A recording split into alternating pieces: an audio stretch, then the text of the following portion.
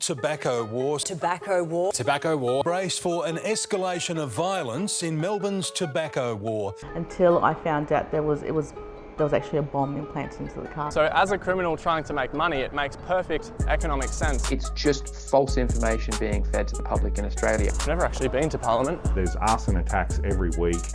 Organised crime controls the market. We don't know what's in these products. If you don't have X amount of money for us by the end of the month. Organised crime are certainly benefiting massively. It just got to the stage where we're like, let's just go. The arson attacks that you're seeing throughout the city, the unregulated vape markets, this was caused by the government.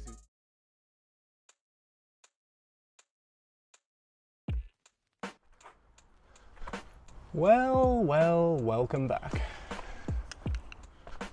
Australia has the most expensive tobacco in the world. Since 2010, the feds have aggressively, and I mean aggressively, been lifting tobacco taxes over time, hopefully to discourage Australian smoking. This has inadvertently given way to a highly profitable black market.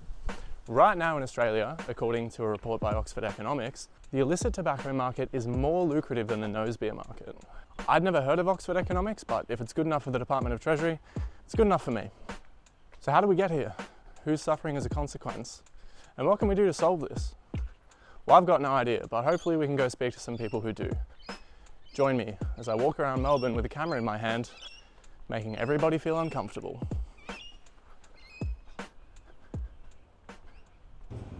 Just how easy is it to buy a pack of illegal darts? Let's have a look. Let's see if I can get some from this tobacconist. Hey, Marty. Hi, how are you? Can I please get a packet of like and subscribe, please? Sorry. Tobacco.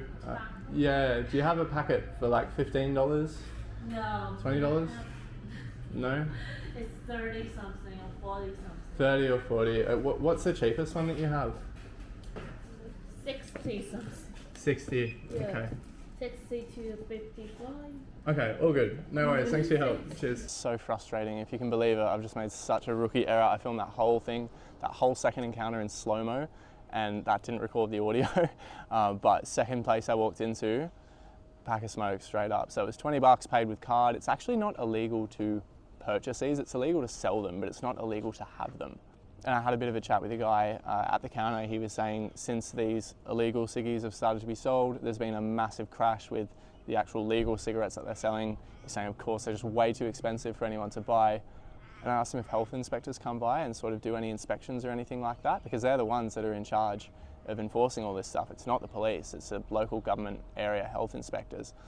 And he was like, oh yeah, they do come by, but they don't really look around or anything. And if I thought that you were one of them, I wouldn't have sold you a packet of cigarettes. So it is a little bit covert, like it's not on display or anything, but if you just ask for a packet of cigarettes for $15, $20, they know exactly what you're talking about.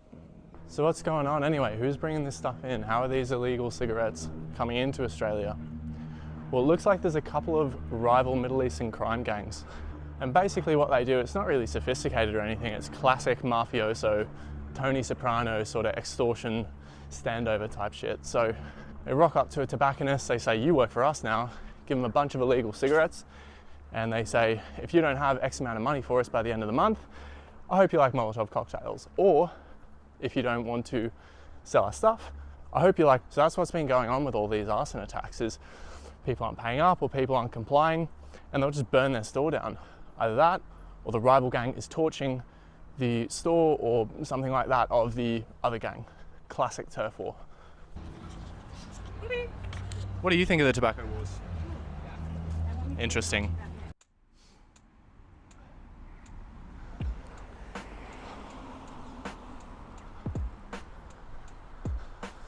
So I'm just on my way to Port Melbourne now to meet up with a woman named Sharee. Sharee's a local business owner on Bay Street, and she also lives directly above the shop fronts there in an apartment with her 2 kids. So there's a place called Infinity Hair Salon that just a couple of weeks back on Bay Street in Port Melbourne was torched. There are a couple other places that got set alight as well, but most importantly, one of the suspected ringleaders, Sam the Punisher Abdul Rahim, his Thomastown residence was set on fire as well. And Abdul Rahim's place was set on fire just an hour after this hair salon in Port Melbourne was torched. So it's definitely suspicious circumstances and is believed to be linked.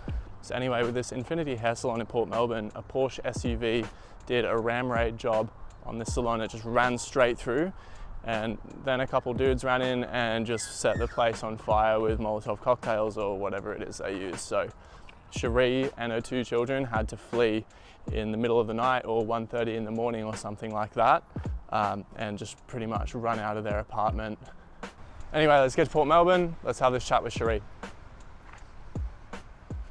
My name is Sharee. I'm the owner of Delicious Gelato, which is here on Bay Street. Also a counsellor, and also have another business which does virtual assistant business. Yeah, so it was about approximately like 1:30 in the morning, and my 16-year-old daughter was a little bit alarmed because she could smell some smoke, and thought maybe the shop is on fire, because we do have a deep fryer downstairs, and so she alerted me that there might be some danger. So when she woke me up, I could definitely smell the smoke. It was quite intense. I also assumed it might be the fryer, that maybe something has happened. Obviously you can see the fryer that's over there. I quickly went downstairs. There's no fire, but could see lots of smoke in the shop. And then I just immediately thought it was a tobacco shop that is right next door to us, because it has come to my mind before that it is a bit risky living right next door to a tobacco shop. And that's what I immediately thought. And it just got to the stage where we're like, let's just go. And we were obviously in our pajamas. We had no time to get changed. It was like, let's get out of here really quickly. And were you able to get out pretty easily, or? Well, we couldn't go through the front because there was that much smoke that we were really quite trapped. So we had to go through the back, and it's deadlocked, padlocked, and it was like one of those horror movies, you know, when you're like, there's a boogie monster and whatever, you're going to try and you get it in your keys and you're fumbling, and it was a bit like that. It was like an American movie, because it was like fire trucks, ambulance, police, like a New York movie. Like I'm like, where am I? I have no where I am. It was just intense. And then when you got out, you saw it wasn't actually the tobacconist, but it was a hair salon. So Well, I still had no idea, because it was just total chaos. It wasn't until we were ushered straight into the ambulance, and I'm like, what's going on?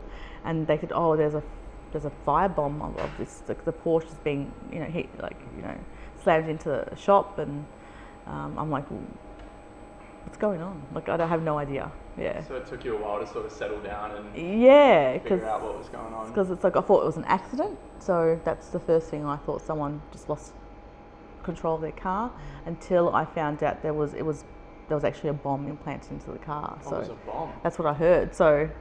Wow. And so you said you've been scared or worried for a while about living next to the tobacconist. How long has that been? I can't recall when, but it did come to my mind. And look, I'm not a fearful person, but I did think about it. It's hard not to think, oh. And also there was some, incidents in Williamstown for ice cream shops as well. So even that came to my mind sometimes. Like, I hope someone doesn't try and do something there. And was that with arson attacks in Williamstown? Yeah, there was like 2 ice cream shops, I think, and I remember that happened recently, and I got all these phone calls from people saying, be careful, and yeah, so that's sort of something that has definitely crossed my mind. Do you know if that was linked to the ongoing tobacco wars at all, or were those isolated incidents? I have no idea, but it's quite suspicious. I've been sort of in and out of hospital with my second daughter, so I haven't had a really good chance to talk to everybody since the incident. But I think there's a lot of fear that's happening on the street, and business is tough, and so this is now also added to that. A lot of people maybe feel unsafe to come to Bay Street now. I'm not sure. So right now we've got this sort of, I guess, this intention to try and revamp the street and not let this incident, lower that morale. So how do you and your girls feel, and you and your family feel here now? Look, if I'm going to be honest, my kids are a little bit scared about this whole incident. My younger one struggles to sleep at night sometimes now, because she's like, well, she's also, kids talk to each other, and so she does know it's not an accident, and so that scares her a lot. That why would someone do that and intentionally slam a car into a shop? And that's like, and every time she hears a noise, she's like, is something going to happen to us? So it has impacted her. But like I said, you either let fear get to you, or you just try and move on. And so that's my motto. Like, we have to keep going and get over this hurdle. Yeah. And how are you going with it? Are you moving on okay? Yeah, I mean, look, it's just, we just don't know what the long-term health effects will be. That's something that's really unknown. Like, when I spoke to a doctor, my daughter's now got severe asthma. So that's why we've been in hospital, because her asthma's really flared up. So she hasn't had issues with asthma for a couple of years now, and now it's all come back. And so I'm like, well, we don't know, because it was a toxic fire. So there's unanswered questions there for our long-term health. Right, Yeah. so you guys did inhale quite a bit of smoke getting out. Yeah, that's right. And did you have any problems, or your other daughter, with breathing? Yeah, so for a while, like my voice would go in and out and very horsey, and my younger daughter would have this terrible cough for what's been over a week, and my middle child obviously has severe asthma now. So and she's also not been at school, so they've missed out on a lot of schooling since the incident. So yeah, it's been tough. Yeah, I do feel for the businesses in there who are here more for the long term, and also people who, like us, who live next door to tobacco shops. Like, that's just quite scary for a lot of people, like, who do have that anxiety over things like that. The lady that was living above the hair salon is very lucky to be alive. The sound of the car, the impact of the car ramming into the shop, obviously alarmed her. She ran out of the shop and saved her life. So she's lost everything. How was the police response for Infinity when that got torched? Did they take a lot of notes and interview you? Or? I have not been interviewed yet, surprisingly. I think I just got my details down, that was it. They just took your details? Not really, not a proper statement, no. So what would you hope to see happen for this situation to calm down? I think, look, like I said, we don't know what the situation is, but obviously the people who are involved have to also understand that there's going to be consequences to what's happening, and there's going to be a lot of innocent people impacted, so they need to be aware of that, and don't really want that over their head, like it's something they're going to be okay with living with if there was a fatality. I mean, that's something that they have to live with.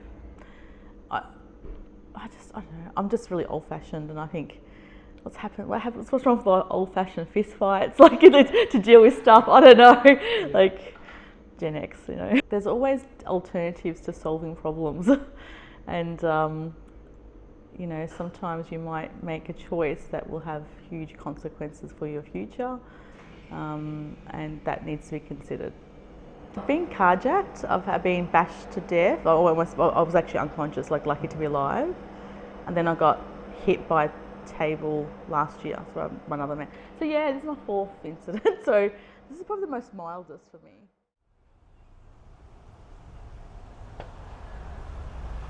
So yeah, shout out to Sharee, and if you're ever in Port Melbourne, you want a coffee or a gelato, hit up G-licious. And if you want to take some of that fearless attitude as well, Sharee's got a book. It's an international bestseller, so check that out as well. I'm sure there's a lesson in there for everyone. So like I mentioned earlier, it's not the police who is, oh, there's my tram for the city. See you in a bit. Put the right people in charge, not the health officers, not the local council officers.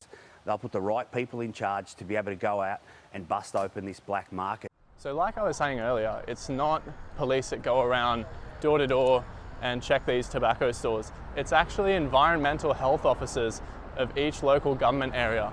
And I called up the Port Phillip Council just the other day, and I spoke with a woman there named Emma about it. And she was saying that there's 7 people total, 7 health officers that cover the entirety of Port Phillip. I was trying to get some information about what exactly is it that you're doing when you're going door to door to see if these people sell illicit tobacco. What tactics do you have? How are you trained? That sort of stuff. And the way that she described it was that it's mostly to do with signage, advertising requirements. They don't actually do routine inspections under the counter where all of the illicit tobacco always is. And so they don't really find any. And if they do happen to stumble across some illicit tobacco that is on display, they just provide some educational information to them as well. So there's not really a mechanism in place to go around to these different stores and suss this stuff out and see if they are selling any illicit tobacco. And it's a part of why tobacconists are able to sell illicit tobacco with such impunity. So as a criminal trying to make money, it makes perfect economic sense as to why you would import and sell illegal tobacco in Australia. I think it costs about something like $200,000 to get a shipping crate in the country full of illegal tobacco, and then you can sell all of that for a street value of close to $10 million. So the markup is enormous, and the penalties are a slap on the wrist compared to harder things.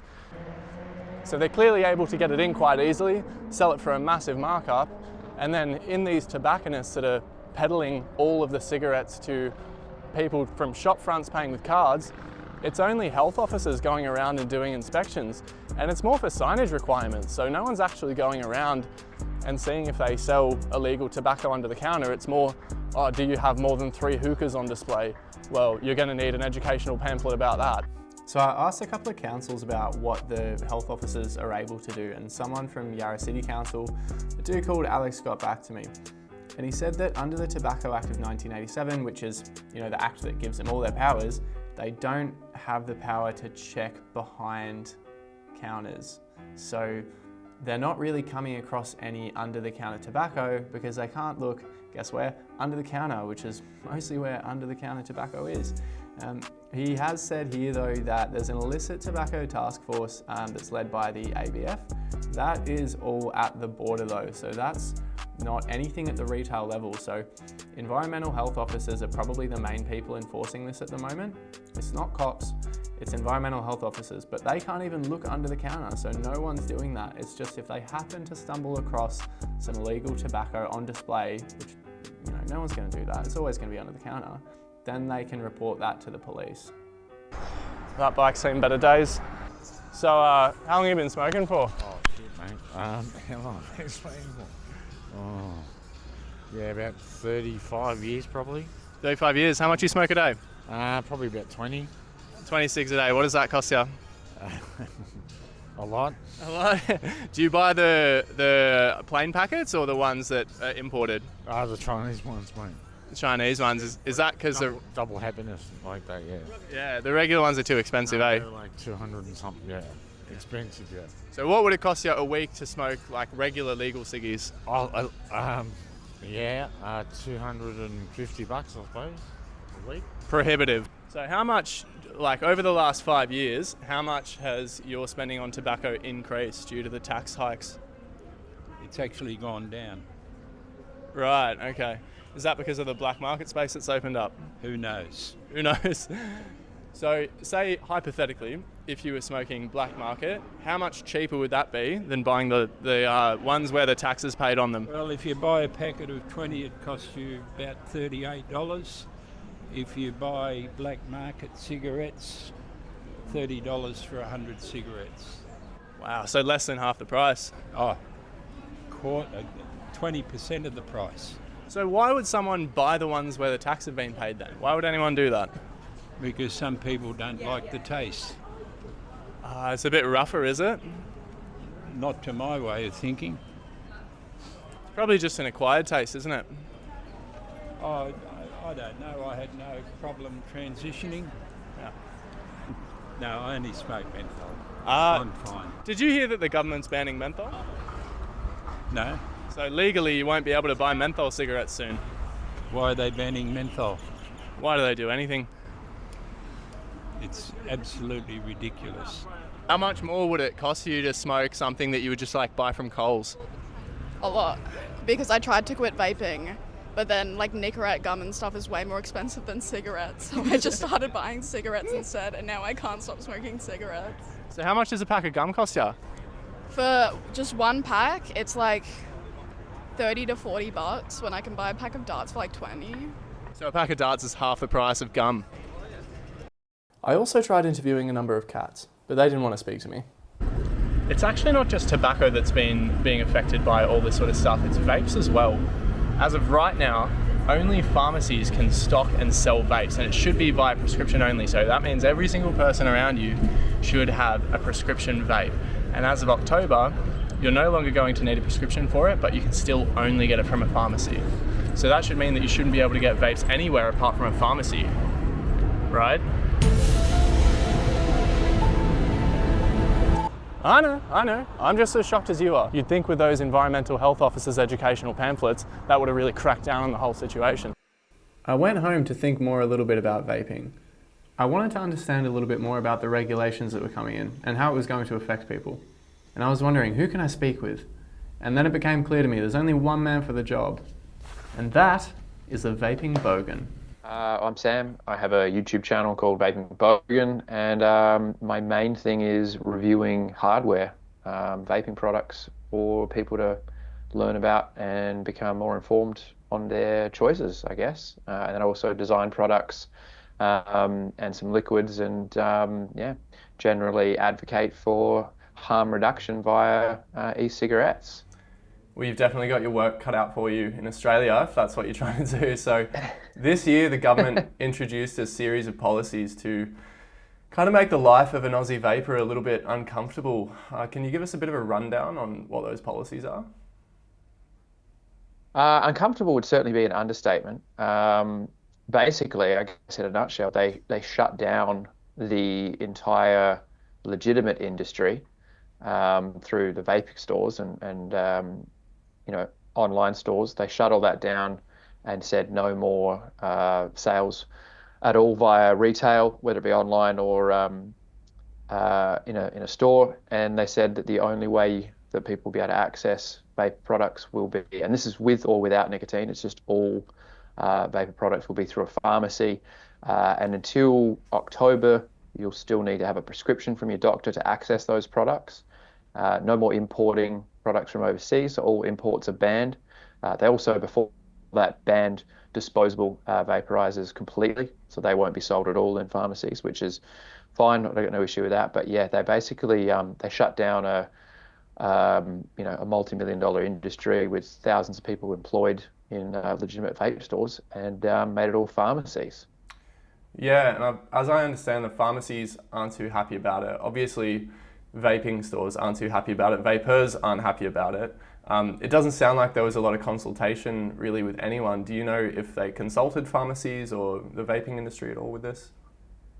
Well, they certainly, I don't think, consulted the pharmacists, because the Pharmacists Guild, or if they did, they completely ignored them. But the Pharmacists Guild of Australia has blatantly said they want absolutely nothing to do with vaping products. They've said that they're not a prescription product, that they are not something that they want to be or should be having to stock or sell. They don't know, the ins and outs of these products, and they don't believe them to be, something the pharmacy should have to do. People like Dr. Colin Mendelsohn certainly gave their thoughts and their recommendations as to what the government should do in terms of regulating it, because most of us, I'd say the majority of us, users and advocates for vaping, are not opposed to restrictions and guidelines and regulation, but they certainly didn't think what the government did was the way to go, and they were very much vocal about that. But the government just ignored all of that sort of stuff and went with something that both the vapers and the consumers and the medical advocates were against, and even the pharmacists, who were the people that were supposed to be implementing the new system. Yeah, so they're not happy about it. It doesn't really seem like anyone's happy about it. So who wins in this situation? What are they trying to achieve? Who's coming out ahead with this? Well, unfortunately, it's the only people that really win here will be the government in that two things will happen. Definitely an uptake of cigarette use, people returning to smoking traditional combustible tobacco. And unfortunately, that I've already seen plenty of people saying that they just they can't access, whether their doctor won't give them a prescription, or they can't be bothered, or the products that are available through the pharmacies don't meet their needs and what got them to stay off of cigarettes and to return to smoking. The government wins there because of the huge taxes on tobacco. So the government wins in that respect. Organised crime are certainly benefiting massively from this situation. The price of illegal vapes in Australia has doubled, at least in most places, gone from $30 or $40 for a disposable to now $80. So organised crime are still doing what they were doing before this all came in, and if not more, bringing in illegal vaporizers and selling those, making huge profits. So yeah, really, the nobody that is supposed to be benefiting from public health regulations is benefiting. So you don't actually think it's a health-informed policy? Do you think they're trying to drive people back to cigarettes and legal tobacco to get that tax revenue back? I would say, looking at the policy, it's pretty obvious that it's not about public health, because if it was, why would they leave cigarettes alone completely? There have been no changes to the access of smoking cigarettes. They're still available at Coles and Woolworths and every service station.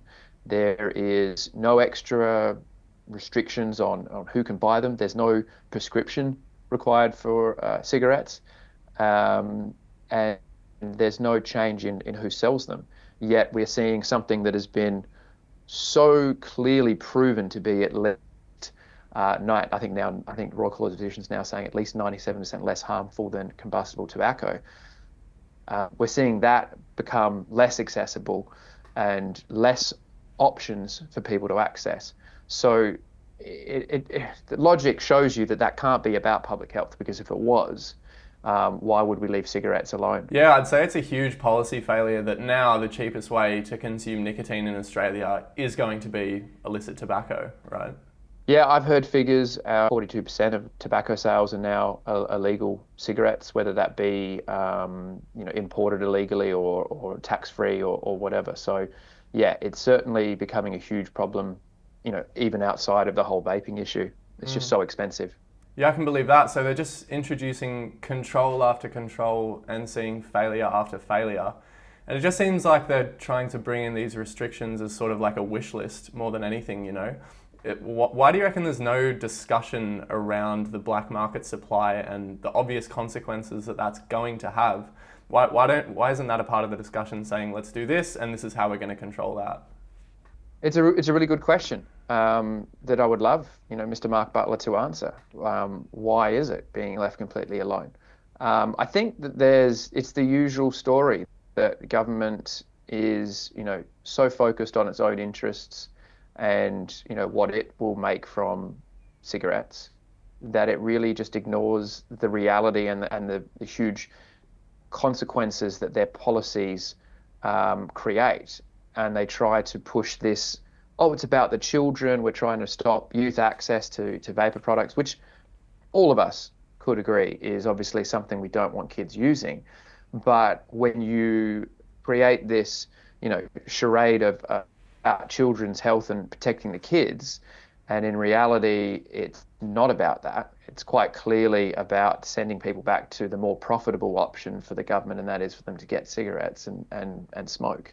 You're not going to see youth vaping rates drop. Kids will continue to get a hold of illegal vaporizers through the black market. So you would have killed an industry that employed thousands of people. You would have made access to a less harmful option harder for people that legitimately want to vape instead of smoke.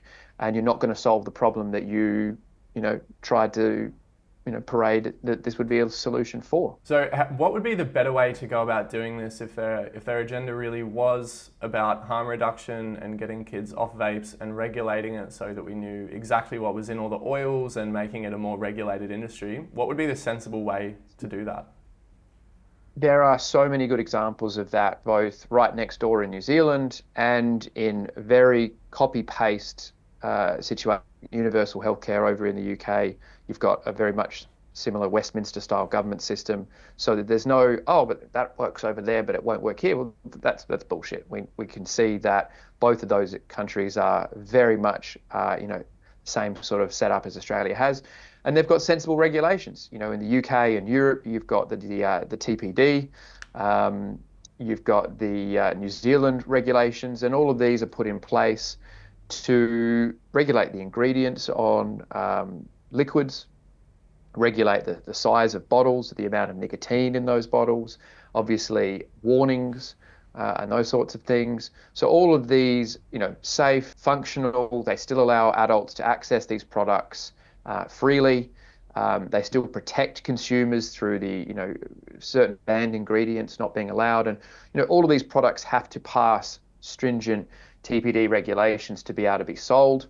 And you don't see a huge, there is obviously some black market and products that are illegal under those laws being sold, but the vast majority of products being sold in the UK, Europe and New Zealand are legitimate, products that meet these regulations. So there's so much evidence and examples of what Australia could have done instead of going down the route that no other country in the world has done. But I went into a couple of pharmacies and spoke with a couple of pharmacists, and they were saying, I actually didn't know this, but a pharmacy doesn't actually have to stock a medication if they have some sort of, they don't agree with it, or they have a moral objection to it or something like that. So that could be anything from, antibiotics to ADHD medication to vaping. And probably a lot of the pharmacies aren't going to want to stock it because, they've publicly said that they don't want to. So is that going to be difficult for people to access, even if they did have the money and want the flavour and so on? Yeah, absolutely. I've spoken to pharmacists myself when I was back in Australia, and they don't want to do it, and they don't know how to do it, and they've said that they have, a lot of them have no intentions of doing it.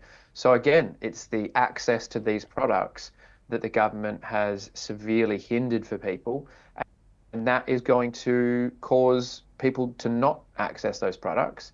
And why would we want people to have, limited access to something that is proven to be less harmful than the alternative, which is available at any supermarket or service station?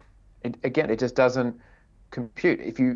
When you say it out loud, how does that make any sense? And I would love for someone like Mark Butler to please explain to us how this system that they've brought in is better than what we had before. How is it really stopping kids getting access to these vaporizers? And how is it still allowing people to have access to harm-reducing products as opposed to the freely available tobacco? Does the government actually...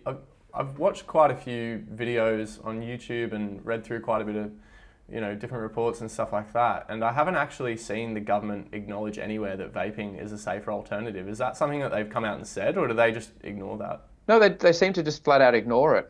They like to cherry pick, debunked or flawed science reports. There's quite a lot of propaganda, as I would put it, being spread around, saying that, vaping has weed killers and all sorts of other chemicals in them, which are just not true. Or if the tests that they've found on these products do contain harmful substances, they are the illegal products that are coming in because you've created a black market. If you test any of the products that are in Europe, you won't find any of those things that they talk about. It's just not in there because there's a regulation in place to make sure that these products are safe. So they just ignore all of the science. There's so much from the UK with the Royal College of Physicians, and it always makes me laugh when I hear people saying, oh, but we just don't know the long-term effects. Well, we actually do, because there's been studies going on now for well over a decade by the Royal College of Physicians, by the Public Health England, and we do know that, it's not safe. It's never safe to put something in your lungs other than air, but it is definitely safer than smoking. Like, that is just a fact. There is no denying that if someone was to smoke versus vaping, one of those is far less likely to cause you long-term health issues, and that one is vaping. That science is in. So it's crazy that the government just wants to ignore all of that science and keep pushing what basically amounts to propaganda. It's just false information being fed to the public in Australia. And you talk to people in Australia and you hear people going, oh, I've heard that that's just as bad as smoking, or it's just worse than smoking, versus what you hear in the UK and Europe. People are just fed different facts. Well, people here are fed facts and people in Australia are not being fed facts. I think I'd like to just say to the Australians, those that have chosen vaping as a less harmful alternative to smoking and are finding it really tough to access the products that they have been enjoying and using to stay off of combustible tobacco, to continue to seek out products that are less harmful in vaping and not to return to cigarettes. That is the first thing. As hard as the government is making it, please don't go back to smoking, because we know that is almost certainly going to cause you health issues. And to anybody that has listened to what the government says and thinks that vaping is the boogeyman, I would look at some research and some information coming from outside of Australia, because the government is not telling you the truth. It's not about getting kids off of vapes. It's not about protecting the children. It's about securing their tobacco taxes, which bring them about $14 billion a year. So you just follow the money. It's sus as hell.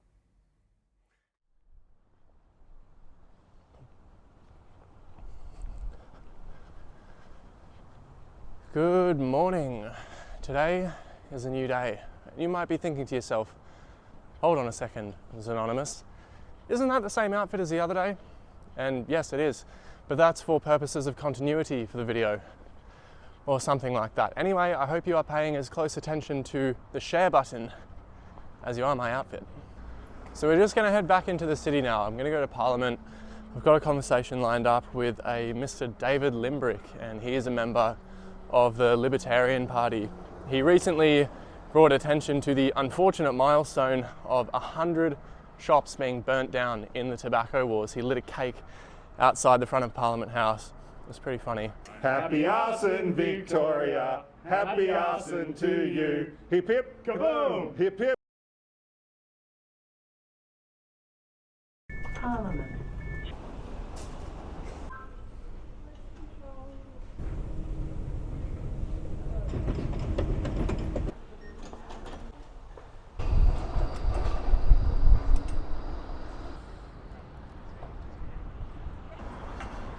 All right, let's do this thing. I've never actually been to Parliament.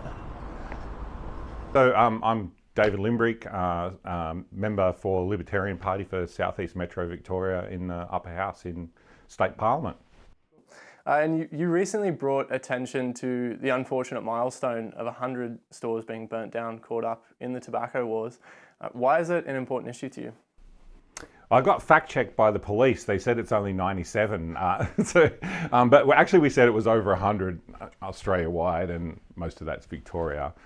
Look, we think it's an important issue because, take a step back, like our party is sort of based on philosophy. So the Libertarian Party believes in individual choice, and people should be able to make decisions about their own life, and that includes things like tobacco and things like drugs. And we think that prohibition causes lots of issues rather than helps them. And so that's why we think this is an important issue. We've seen the consequences of government policy failure here. As people would know, there's been lots of arson attacks, there's been assassinations, and what the government's effectively done through their policies is allowed organised crime, or incentivised organised crime, to take over the markets of, well, the entire market almost of vaping, and to a large and increasing extent tobacco as well. So a lot of the tobacco being sold now is black market tobacco being supplied by various organised crime groups. And of course, as that market was growing, didn't reach saturation point, so you had lots of different criminal groups supplying the market. They weren't treading on each other's toes. Eventually they did start treading on each other's toes once the market reached saturation, and then they fight for territory. Within black markets, of course, there's no sort of peaceful mechanism like in a normal market where you can resolve disputes, like through the courts and things like that. So they resort to violence, and that's exactly what we've seen in Victoria and also in other states to a lesser degree. Yeah, and just touching on that lesser degree, this is a problem all over Australia and internationally as well, the illicit tobacco market, but it seems particularly and uniquely violent here in Victoria and Melbourne. Why is that? I think the market is just a lot more advanced in Victoria, and I think that this violence has been increasing in other states as well. It's just that we have a very large organised crime network in Victoria. They've managed to reach that saturation point a lot quicker than other markets. That's my view, and I think that we will see the similar sorts of violence in other states once they reach that sort of level. Also, there's probably a lot more different crime syndicates in Victoria, and of course when you get that competition, that's when you get the violence happening. Yeah. So, the government's been introducing all these controls and regulations and increasing tax excise and all this sort of stuff. But while they're doing this, they're not really discussing and being realistic about the already existing and thriving black market. Why is that not really a part of their discussion, do you think? It's been a complaint of mine in that they seem to just be focusing on the consequences of their bad policies rather than the bad policy themselves. And from my view, the thing that's incentivizing the black market in tobacco is the really, really high excise tax that we've got federally. And that's a federal issue, but of course, policing it mostly is a state issue, and we suffer the consequences of it, which is why I'm speaking out about it. But the excise tax, the higher the excise tax is, the higher the incentive for organised crime to get involved, because they can easily undercut it with their black market products. And so that's why people buy it. People, tobacco is a luxury product now. To buy a packet of cigarettes, it's incredibly expensive, of legal ones, and of course organised crime can supply it at a much cheaper price. Similarly with vaping, vaping was sort of in this sort of grey area for a while, where we had vape shops that could sell the equipment.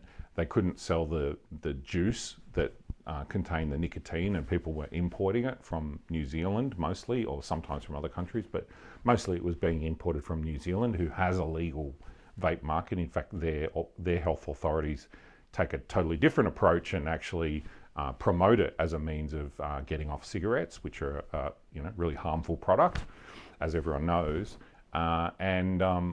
We've taken a very different approach and we've prohibited it, but of course there's still a market for it, and that market is now almost exclusively controlled by organised crime, with the disposable vapes being imported from China and then distributed by various organised crime networks. Yeah, prohibition definitely doesn't have the best track record. No. If I remember correctly, you said that being a libertarian is like being the only sober person in a car but not being allowed to drive. Yeah. Well, we're not allowed to drive, but we probably cause lots of noise in the back seat. Yeah. So we're a back seat driver, maybe. Look, we do point out a lot of these problems and do get attention on them, which I think is a really important thing. And I think lots of people are coming around to our point of view as well, that maybe we should be looking at countries that have a more sensible approach on this, like New Zealand, like the United Kingdom, especially on vaping. I think that they've taken a very sensible approach.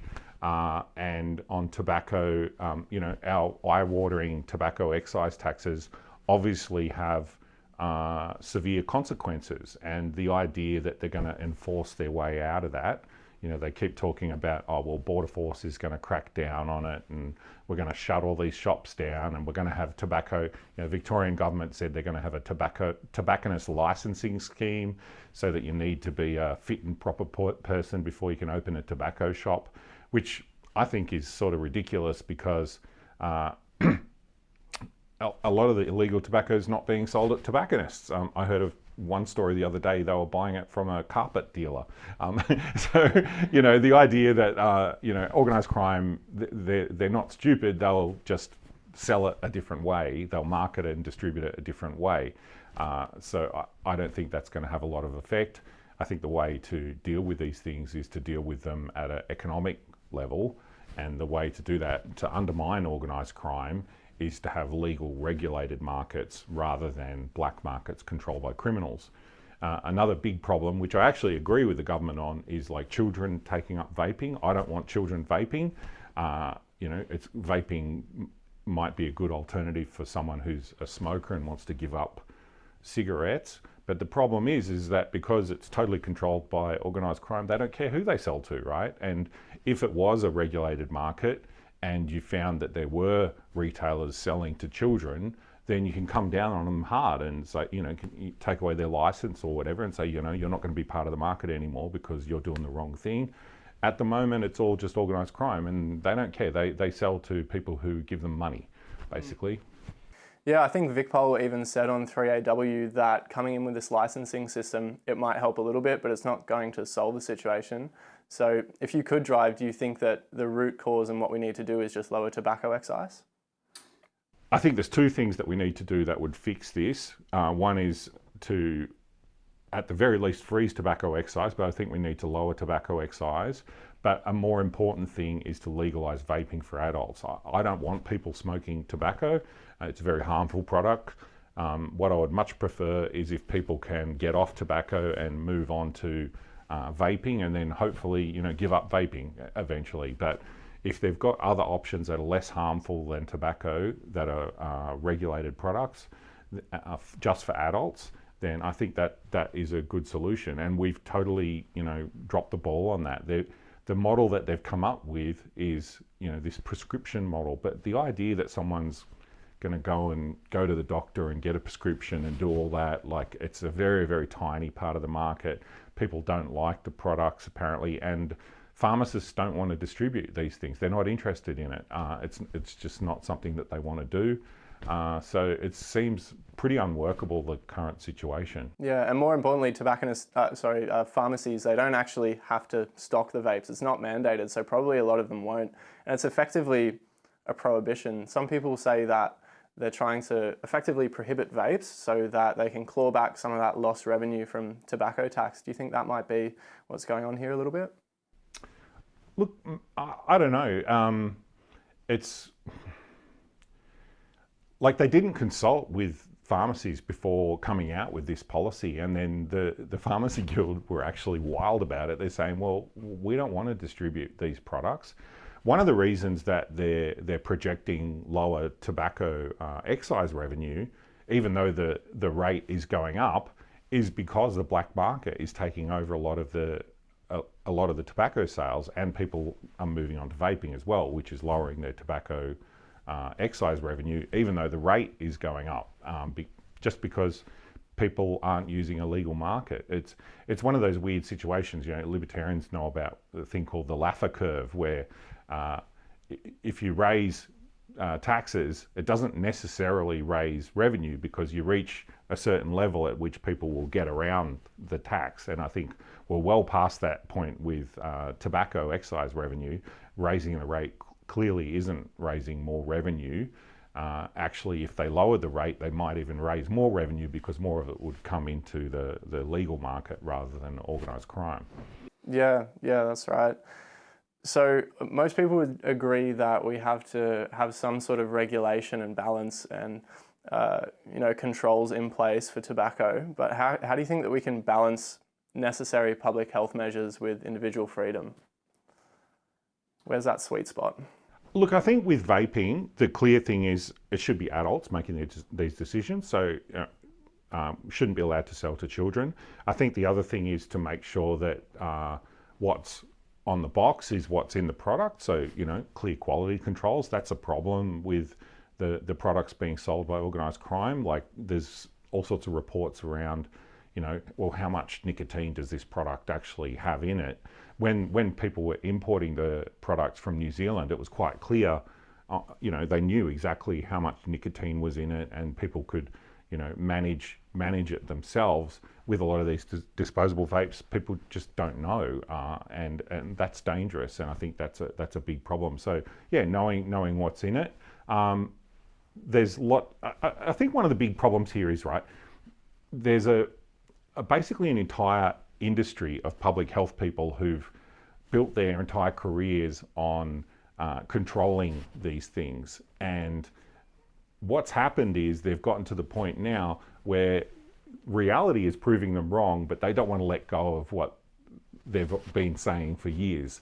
And I've said publicly a number of times now, I think the government is getting bad advice from these people and they're listening to the wrong people. I think a lot of these public health people should be held accountable and sacked, frankly. Mm-hmm. Yeah, they just keep doubling down, don't they? Yeah. Yeah. So do you think this problem with tobacco that we have is an example and sort of indicative of a wider problem that we have with overregulation and being a nanny state? Absolutely. Yeah, I mean, tobacco is just one problem, but I think there's lots of other issues. I know that you've done work on looking at the problems in Frankston with people trying to get off heroin with pharmacotherapy, and that's something that I've been, trying to get attention on as well, because I think that's another issue where you've got these really high levels of regulation for people who want to use opiate substitutes like methadone, and they make it really hard and expensive to get access to these treatments. But the alternative is going and buying heroin from the black market, which is really easy to do. They've got to make it easier for people that want to get off heroin and get away from organised crime and get their lives back on track and do what they need to do to make it easier. It has to be easier than going to buy something from a criminal, right? And that's my concern, is that the government is just putting so many barriers and regulations in the way of these things and making it so expensive that it makes it hard for people to make better decisions about their own health. I wonder if they genuinely think that these policies are a good idea. Do you think that there could be something where it's, their decisions and motives aren't purely informed by public health? Well, they would say they're formed by their research and whatever, but like the fact is that we have a pharmacotherapy system that is on the verge of collapse for people trying to get off heroin. The fact is that you can buy vapes anywhere. You don't need to walk around the city far to be able to see where you can buy vapes. You can buy vapes anywhere you want.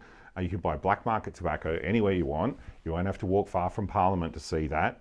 And we have organised crime controlling the market with violence everywhere, fire bombings. And I would say if they want to look at the evidence is that there's arson attacks every week.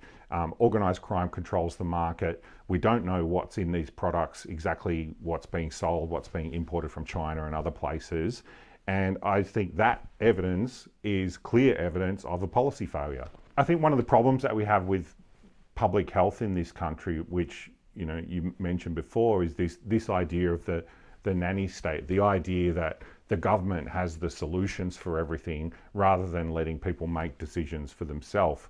And the government has inserted itself into so many different areas of people's lives that it's caused a lot of these problems. I think that the arson attacks that you're seeing throughout the city, the unregulated vape markets, this was caused by the government. This is not something that has just come out of nowhere. It's a failure of government policy. And we know that because we can look at countries that have more sensible policies, like the United Kingdom and New Zealand.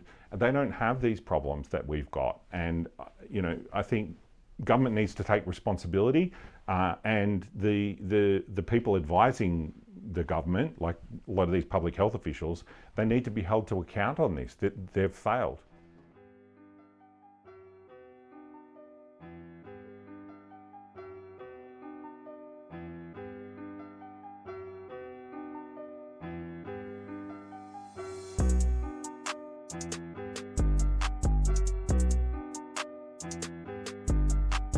Connect, you damn microphone. Is this happening in Melbourne? Yeah, we just hit 100 stores. Oh wow, okay. Would you live next to a tobacconist at the moment? Probably not, knowing that. So thanks for watching, guys. I hope you enjoyed it. I hope we can get the situation sorted sooner rather than later, because it's probably only a matter of time until someone gets seriously hurt if it keeps going on the way that it does. And yeah, we're losing so much money into our economy from this. It's $5 billion a year it's taking out of the economy. That's $5 billion that could be going into public transport or public hospitals or childcare subsidies or any number of things that are worthwhile, rather than some gangster's G-Wagon, which is, I actually do drive a G-Wagon, this one guy anyway. I'm ranting. So anyway, again, thank you for watching. I will see you on the next one.